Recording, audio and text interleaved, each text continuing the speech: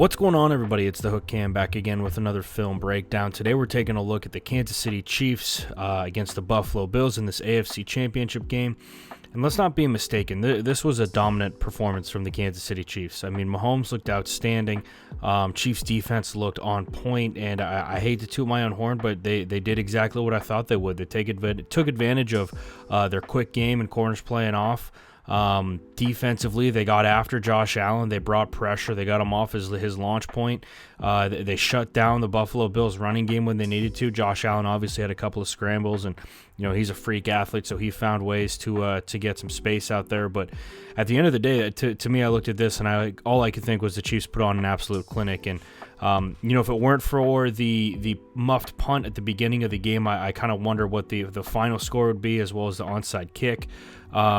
Like I said, the Chiefs just put on a clinic today. They looked outstanding. They looked like a team ready to win a Super Bowl, which is kind of my entire MO of the Kansas City Chiefs, really, since I saw their game against the Saints. I thought that this team was ready to make a run, and here we are, and they're staring down back-to-back Super Bowls, and we'll see how they do on February 7th. But with all that being said, before I dive too far into this thing, if you can hit that like button, hit that subscribe button to my channel, The Hook Cam, as well as to Jackson Kruger Sports. That would mean the world to both of us. And then I'm going to plug my music guy in the bottom. He's an outstanding human being. I watch UFC with him every Saturday. Great dude. His name is Max Keys. Check out his link. It's going to be in the bio. But with all that being said, let's go ahead and dive into this Kansas City Chiefs film. Now, what I noticed from the Chiefs and kind of what I pointed out from their game in Week 6 is that the Bills were going to play this off coverage like we see right here, right? And they're working into cover 3 or cover 3 or cover 1. I think it's I say cover 1 because we end up kind of manning up with these two guys right here. And we can see with this, and the reason why I do think it's man is we can see as Kelce works here, right? We work upfield with this, and then he really works a hunt route into the middle of the field, and we get both of these guys working to Travis Kelce on this because of where Mahomes' eyes are pre-snap, right? He works here. They think that he's going to Kelce, as he does so many times. The middle of the field opens up, and it's Tyreek Hill with some room to work. And they did this, time and time again against the Buffalo Bills, but really what we consistently saw was this off coverage, right? And we saw off coverage, and we saw the Bills trying to work into a zone defense, right? And when they do that, you're going to leave holes in the field. That's just what happens naturally when you run zone. We look at this play, for example. Again, the Bills look to be working into cover 3, right? He's probably working hook curl. There's your middle of the field player. He's working to get in front of Travis Kelce, and then your hook curl on this side. However, he's got a flat threat right here, so he's probably going to come closer to the line of scrimmage, as you can see. But as we're working, we have our corner, our safety, and our opposite corner. He's supposed to work into the middle of the field, but that's where Travis Kelce is and who he should be working to. He ends up finding that space in between 49 and this backer right here who would be working to that flat. He's kind of got that flat responsibility, just finding holes in the coverage. And this is what Kansas City does so well. And that's kind of, the whole reason why I think they're so ready to make a run is just because everything clicks for them. It's so hard to stay a step or two ahead of them when you're trying to game plan for them when you're playing defense. And right here we see a 4th and 1. They motion Tyreek Hill into the backfield right here, and they show like he's going to take a quick run action, right? Boom. All that does is pull eyes into the backfield, right? Especially on 4th and 1, every one of these cats is thinking inside zone. They're thinking something like that, and it doesn't matter how many times the Chiefs show you other stuff other than, just pounding the rock straight forward. Guys still are thinking that. And the biggest thing that I notice is with these two cats up here, obviously one of them is going to be manned up with this dude. He's working upfield, but watch this cat right here, right, this corner. We give that run action. It pulls him right into the middle of this thing, and we got 31 wide open in the flat. That's a nice and easy first down. And the Chiefs, honestly, are just toying with people at this point. With this right here, this I question. I really do. You're on the goal line. You're bringing heat. You're trying to stuff gaps. I understand that, but giving these dudes this much space is just a recipe for disaster. It is an easy touchdown, right? You get 3 on 3 essentially, right? If you're counting the runner as well. We just take the most dangerous man in both of these situations. Works out perfectly. 17's just got to break that goal line as he does there, and that was really with the Chiefs' first couple of possessions. Move into their defense now. One of the things I said they were going to do is they were going to pressure Josh Allen, because if you can get young QBs working and you can get them off of their launch point, you can get them feeling a little nervous, you're going to create mistakes. You're going to create opportunities for your defense. And that's exactly what happens here, right? Like I said, when the Chiefs played the Bills in that Week 6 game, they did a great job of bringing guys from weird spots, right? When you're looking at this, Tyrann Mathieu ideally is probably going to be manned up with him, or he's going to be manned up. But you don't expect both of them to come. They have a full line slide going here, and then this dude's going to lock up with that. You basically pressure two to the side of the back, right? And when you do that, this is going to cancel itself out, and now you have 2-on-1, which is exactly what happens here. Sorensen comes up the middle. Tyrann Mathieu is working free. Unless he is seeing that immediately and he's reading it pre-snap, he's not going to complete that ball over the middle. He's not going to. So the Chiefs get him in a weird position, right? They get him to force an incompletion. They get that football back, and they're back to the races. And now another thing the Chiefs did in this game is they ran the football really well, but they did it really creatively. And this play right here is just a thing of beauty, right? So you give a little false key with these two guys, right? It's going to look like counter to a defense. So all these dudes are going to be flowing to this side of the side of the pole, right? They're coming to fill. We get them nice and close to the line of scrimmage, and then they're going to sneak out with who I believe is their center guard, and then their H, or excuse me, that's their tackle, their guard, and then their H, and there's just a ton of room to work on that.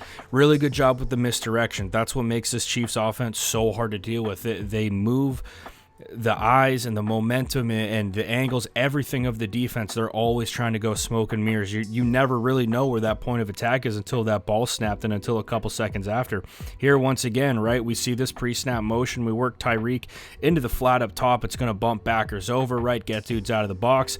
Well, all that does is give you a better angle for you to run your counter with, and I just call it counter because when I run counter, when I'm coaching O-line, we pull our guard and tackle sometimes, and I always call it counter. It doesn't really matter what they would call this, but this is a really good job up front, right? And like I said, one thing the Chiefs are going to do is they're going to mess with these edge defenders, which is exactly what happens. We're getting this free release right here from Kelce. Defensive ends usually are supposed to get hands-on H's, right, when they're on the line of scrimmage. So he gets hands-on there, but that's going to widen him. Well, when you widen him, it gives an easier block for this kick out. We kick out there. We lead up with our tackle. Great job on both sides, and then way to finish the run from Darrell Williams, number 31. He's been getting some opportunities and doing a really good job of it. This right here, like I said with Josh Allen, you got to mix up your coverages. You can't run the same thing. You got to try and get these rookie Qs off their game. The Chiefs run cover 2 in this situation, right? They run cover 2. He's trying to work out because you never want him to get a free release on the outside. You always want to force him into the teeth of this thing. He ends up working. He eventually does get that outside release, but not without a little bit of friction. Now, the reason why I think it's 2 is because he's got his eyes on this cat right here. If Allen throws him the ball, he's going to come down and hammer that thing, but he keeps sinking because he doesn't release that ball, right? He keeps sinking, and works his way to almost an interception, and I think that they just got in Josh Allen's head early and often in this game. And then, of course, Patrick Mahomes doing Patrick Mahomes thing on third down, just an outstanding job there, and he continued to do stuff like this throughout the game. This was an outstanding game for Patrick Mahomes, just an absolute highlight reel. And then, of course, going back to this right here, once again, I said that I felt like the Bills were going to end up trying to go with their man coverage, which is exactly what this is, but it's too easy to tell. You can't do this, right? We're manned up here. We got Kelce into the flat, and it also looks exactly like that play I showed you guys earlier. This dude is responsible for Travis Kelce. What is he supposed to do in this situation? You want him to close 13 yards on 87? It's not going to happen, especially when we got our 2 receivers doing a great job of creating traffic upfield. This is an outstanding job from number 1 and 2 in this situation. These 2 cats right here, working that slant, would create that traffic, right? This corner, he's got no chance, and now we see 21 working downhill. We're just going to get in his way just a little bit. Just a nice little block right there. He's got no chance. Kelce trying to Superman his way into the end zone. They end up scoring on that possession. Now, this is the possession to me that I think spoke volumes about the Kansas City Chiefs, right? This is 1st and goal.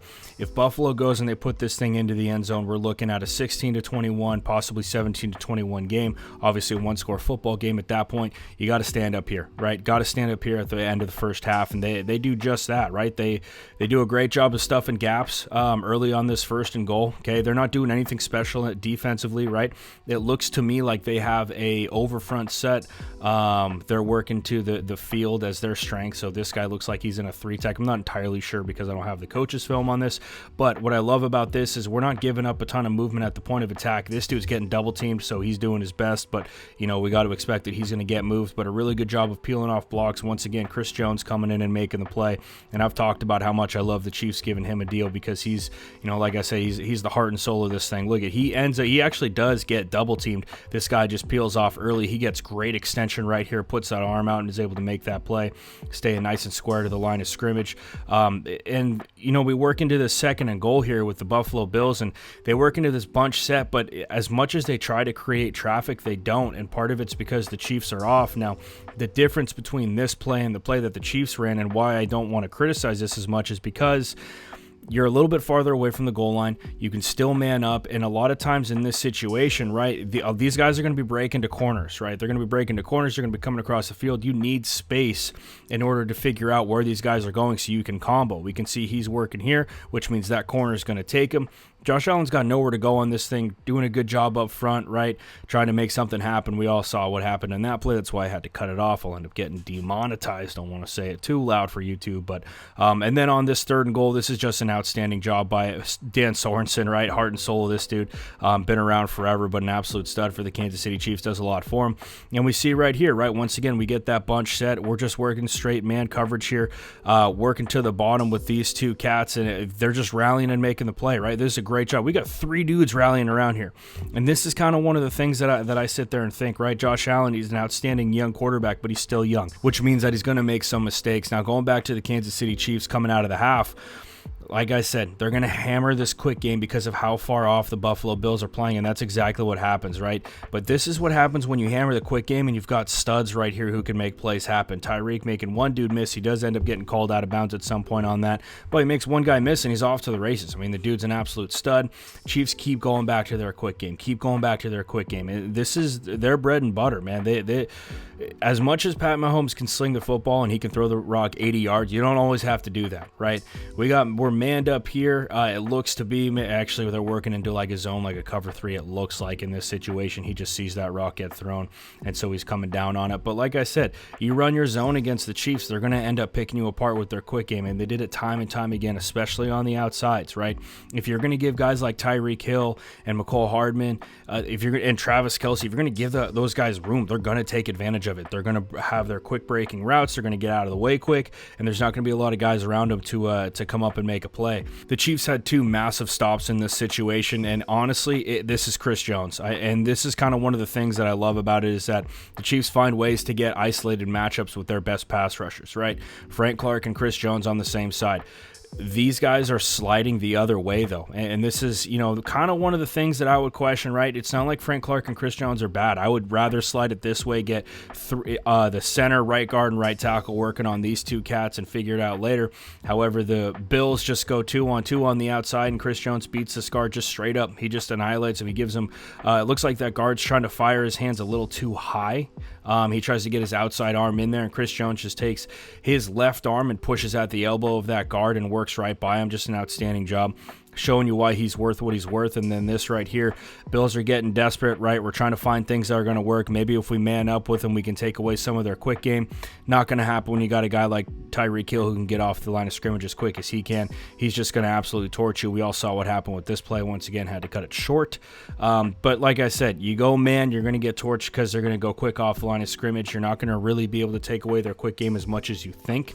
And then back to the Bills, kind of the nail in the coffin stuff here. Once again, you know, how the Chiefs, because when you think about it, right, the Bills really didn't take a lot of shots downfield. The Chiefs did a really good job of manning everything up, having that safety help over the top so that he had to look at an underneath ball. He thinks he can stick one in there against that safety who might be lagging a little bit too far deep. Corners all over it, safeties all over it, and they end up forcing an incompletion on second down. This second down and 4 again from the Bills. Once again, the Chiefs just did a great job with their pass rush, man. And that's the thing, is that this defense doesn't always put up the best numbers. They're not always going to be that top 5 defense that you see. but when it matters, right, they're going to drop into coverage that works. They're going to do a great job of forcing you to take something underneath instead of ripping them deep. But if you can get that deep ball off, great. But if not, then you're going to have guys like Frank Clark. You're going to have guys like Chris Jones, who's actually right here, coming in hot after you, and that's exactly what happens. Frank Clark just annihilates that tackle. I didn't have the end zone film of it, so I can't exactly see what's going on. And then 3rd and 14, like I said, you're just playing zone deep, making sure that you can rally to anything underneath. Just a good play on man coverage in this situation here. But like I said, guys, the Chiefs did a great job of hitting on the points that I, and not like they're watching my video, but the stuff that I talked about that I kind of had a feeling they were going to go with, the Chiefs did. And then, basically the Bills wanted to go with their zone stuff early, see if they could get Mahomes feeling a little bit nervous maybe about trying to pick things apart. Didn't work out like they planned, so they end up going with their man stuff. And when you go with man, it's easy to come up with man beaters, right? Just releasing upfield with that first receiver, and then have Travis Kelce, come across the field there in a nice little dig, whatever, slant. Just an outstanding job with that. And then this play right here I thought was really cool because as much as the Chiefs love to throw the football, they're all about old school football at the end of the day as well, right? Just a nice and easy power right here from Kansas City. Look at the point of attack push that we get with these two cats. Big first down on 3rd down and 1 early in the 4th quarter. And then once again, the Chiefs kind of went to their running game later in the game, which is important, right? Like as much as they throw the football, their running game is very vital to their success. But like I said before, especially when they're playing them, they're going to get these guys in this nickel defense, and then they're going to take advantage. So when you look at this situation, I can tell how this one's going to look. You have your end right here. You have your one tech. Your Mike linebacker looks like he's bossed up over the football. He might be a little bit over to this side, but all they do is they run their wide zone. So we're working here. These two are that center and guard are really working up to that Mike, which they get taken care of. Boom, boom, right? Come up to that Mike, and they're up for another 11-yard gain on first down. So anyway, guys, that's all I got for you today. Hope everybody had a good day. Hope everybody's excited for the Super Bowl coming up February 7th. I got some really cool stuff coming down the pipe that isn't so focused on a playoff football team. So I'm excited to get some of that out. That's all I got for you guys today, though. Stay safe, wash those hands, and I'll see you next time.